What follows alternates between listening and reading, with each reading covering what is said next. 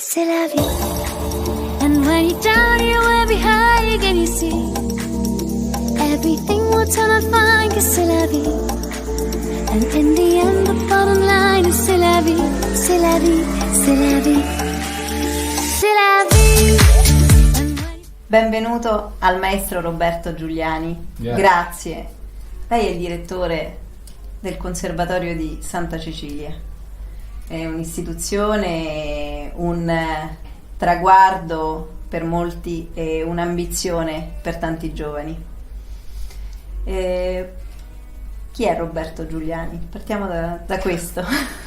Possiamo dire, riprendendo la sua domanda, che è uno che è arrivato al traguardo, nel senso che il mio sogno è sempre stato quello di occuparmi di musica e poi di arrivare ad insegnare in un conservatorio prestigioso come quello di Roma, e poi una volta nel conservatorio di riuscire a dare una impronta innovativa al conservatorio che vive in questi anni, non solo quello di Roma ma in generale tutte le istituzioni di alta formazione italiana, un momento di grande fermento, sia per quello che accade nella società italiana, sia per la testimonianza che il conservatorio deve dare rispetto alla cultura italiana, sia per la oggettivamente complessa situazione della cultura in Italia. Quindi pronta innovativa, togliere qualche vecchio stereotipo e andare verso?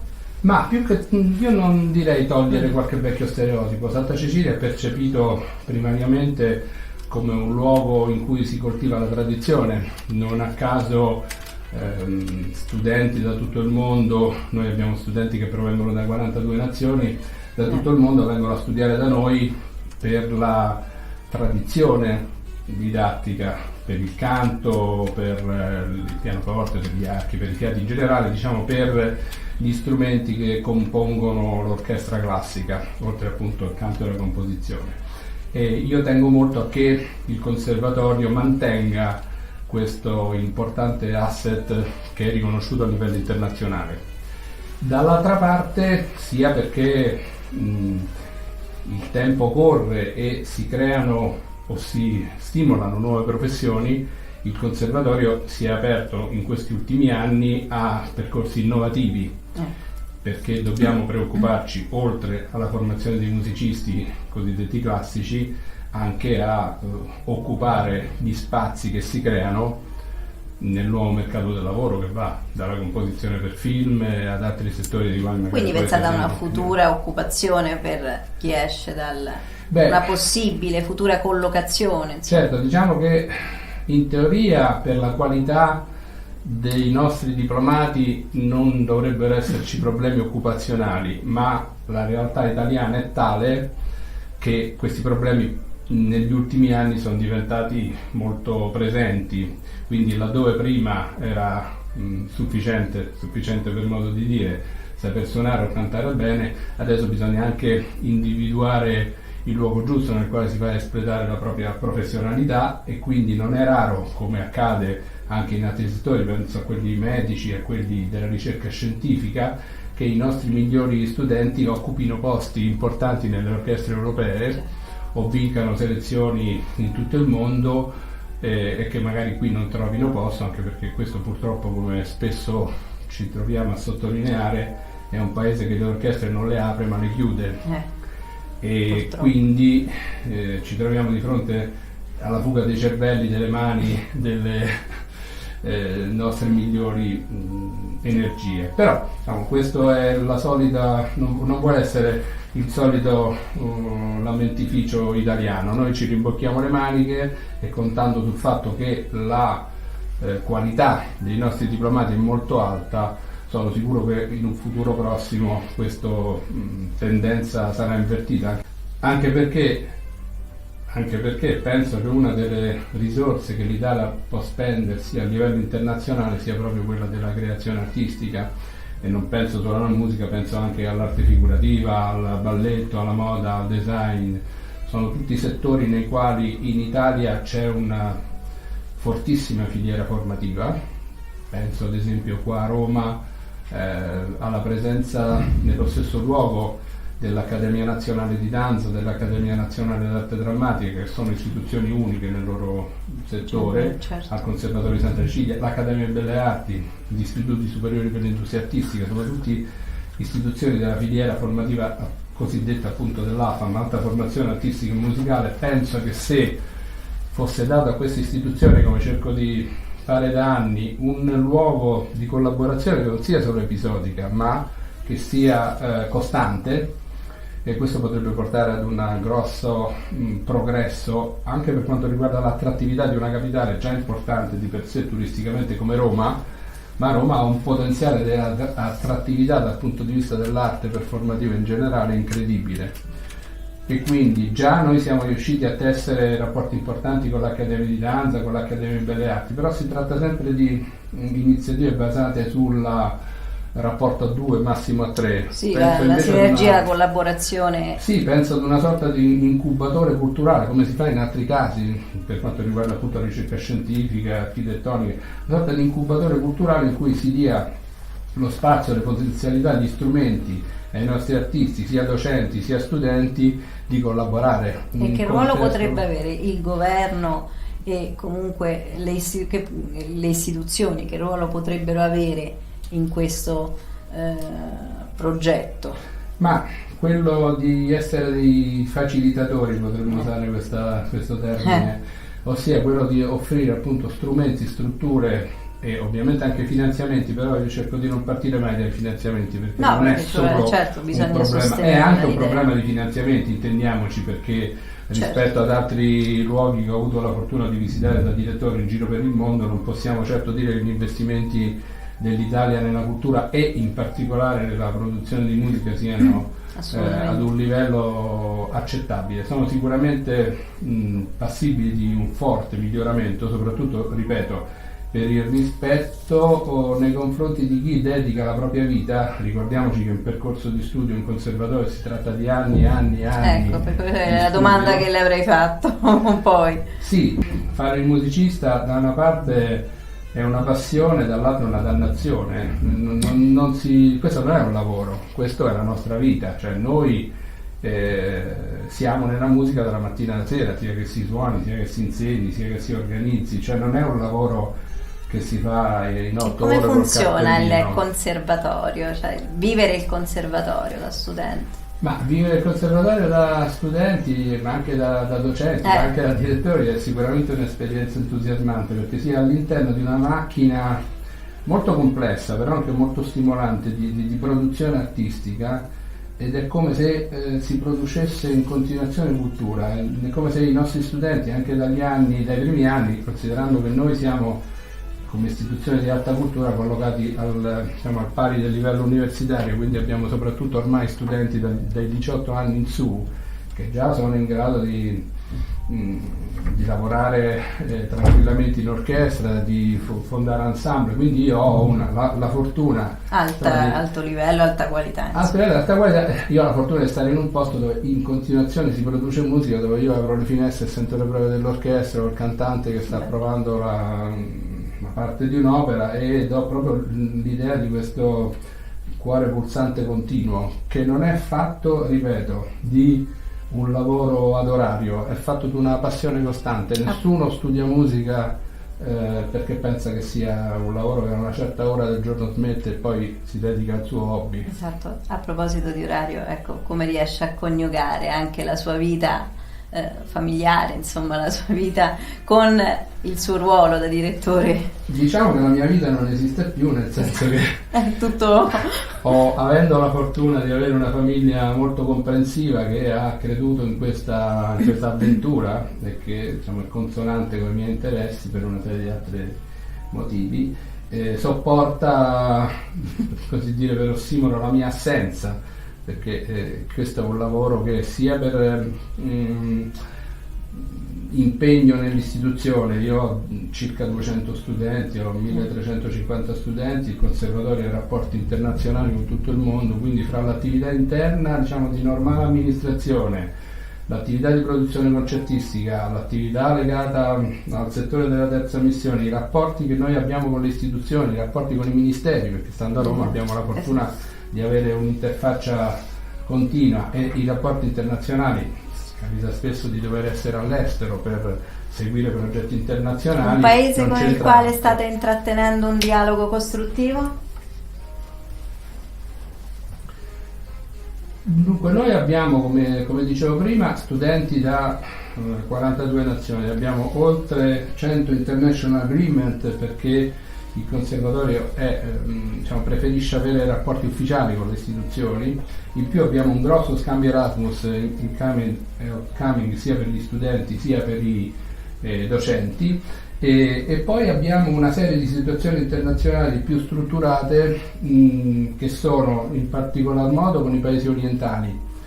L'afflusso maggiore di studenti stranieri è dalla Cina, perché dalla Cina, in seconda battuta dalla Corea del Sud e in terza dal Giappone vengono molti studenti a studiare soprattutto canto.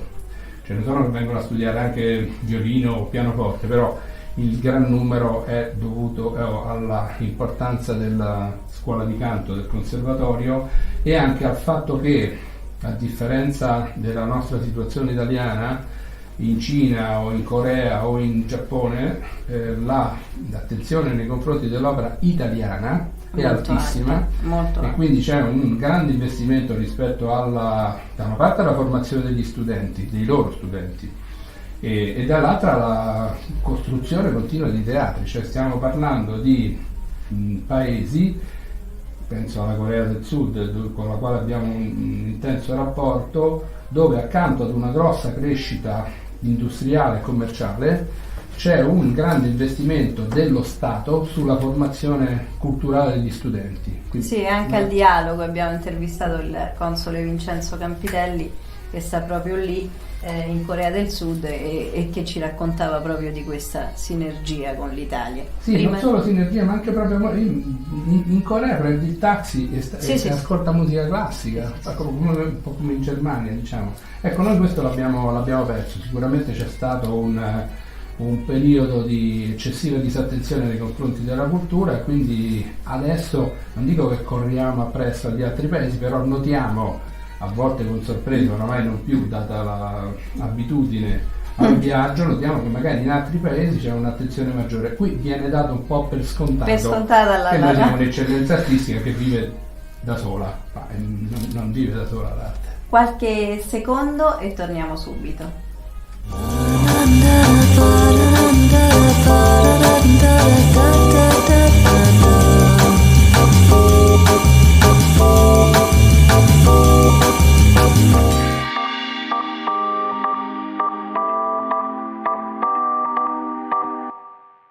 Maestro, volevo chiederle in chiusura il bilancio del conservatorio, di quello che è stato fatto, delle attività. Penso anche alla delizia di tornare ad ascoltare i concerti della domenica, molto interessanti, promossi come iniziative, ma credo che ce ne siano innumerevoli. Sì, per un attimo ho tremato, perché la parola bilancio da noi è pericolosissima. Il bilancio del conservatorio è ben magro dal punto di vista, infatti ci chiediamo sempre alla fine dell'anno come riusciamo a produrre centinaia di concerti. Per questo io devo un ringraziamento particolare ai miei studenti, ai miei docenti, al personale del conservatorio, che riescono a far funzionare questa macchina molto complessa. Basti pensare a tutto quello che ci vuole per fare un allestimento operistico piuttosto che portare fuori un'orchestra. Il bilancio è nettamente positivo, perché Roma ha ripreso una sua posizione in campo internazionale molto importante. Questi rapporti di cui parlavo con la Cina, abbiamo un protocollo col Conservatorio Nazionale Centrale di Pechino, collaborazioni con la Tokyo University, in Corea ci sono nuove prospettive molto interessanti, soprattutto dal punto di vista della esportazione, potremmo così dire, del nostro know-how didattico, soprattutto appunto per quanto riguarda il canto. Un potenziamento notevole dell'attività del conservatorio. Lei faceva riferimento alla stagione che la domenica mattina teniamo al Teatro Off di Via Giulia. Sì, quella è una stagione che tutte le domeniche mattine propone alle 12 concerti che sono totalmente dedicati ai nostri studenti, quindi noi siamo in grado di fare una stagione solo di studenti e riportare insomma le persone a contatto con la musica. Sì, questo è il motivo per cui io ho tenuto sin dall'inizio del mio mandato a occupare musicalmente in un certo senso la città. Cioè, noi abbiamo una bellissima sala accademica in Via dei Greci, che è uno dei luoghi migliori a Roma e nel mondo dal punto di vista acustico, dove hanno diretto i più grandi direttori, hanno registrato i migliori musicisti del mondo, e quindi quello è sicuramente un luogo deputato importante che ancora fa tremare le vene e i polsi. Però abbiamo una serie molto nutrita di iniziative che portano i nostri studenti in vari luoghi della città, che siano teatri. Abbiamo 2 rassegne a San Camillo al Policlinico, prendiamo parte alla rassegna classica sul Tevere, oramai ci sono una serie di ensemble che sonorizzano Roma. Ma siete un po' nelle manifestazioni di rilievo della capitale e non solo. Sì, nelle manifestazioni e nei luoghi di rilievo. Ieri ci sono i concerti dei nostri studenti alla discoteca di Stato, il 21 giugno popoleremo per la festa della musica Roma di Musica, siamo presenti in diversi musei. E proprio perché l'offerta degli studenti è talmente ampia, e tra l'altro è un bene per loro potersi continuamente esercitare anche al di fuori del contesto del conservatorio, perché quello è un momento professionalizzante, diciamo. Io amo anche far gestire direttamente i concerti a loro. Abbiamo fatto al Teatro Fof dei concerti che si intitolavano Nulla di personale, ed erano io non sapevo che cosa avrebbero eseguito andando al concerto.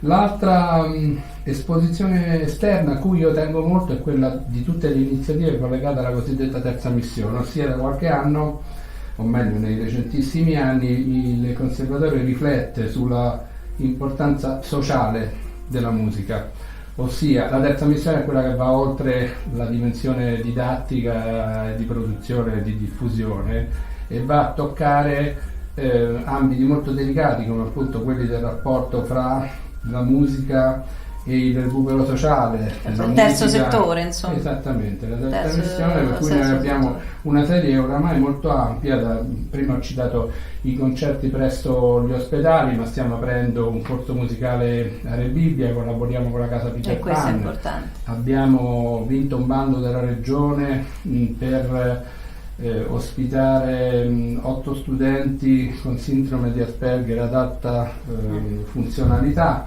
e quindi creiamo anche delle situazioni per cui la musica può aiutare delle patologie, oppure può essere una via d'uscita, oppure può essere un'occasione professionale, perché per esempio una delle iniziative più importanti nel nostro conservatorio è quella del laboratorio di accordatura di strumenti di pianoforti, particolarmente è aperto ai non vedenti, che quindi così hanno anche un'occasione non solo di formazione ma anche di sbocco professionale.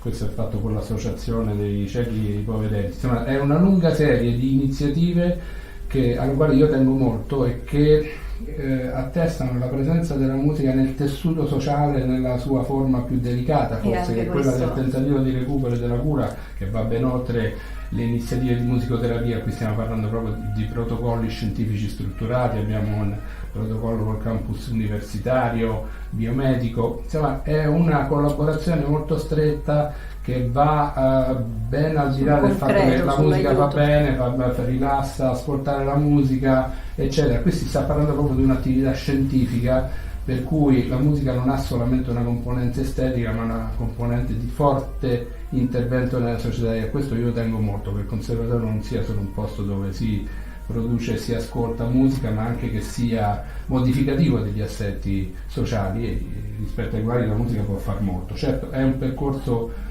molto in salita, c'è molto da lavorare, però è veramente un settore nel quale il conservatorio può dire molto, e anche gli studenti possono avere sbocchi occupazionali al di là della loro performance.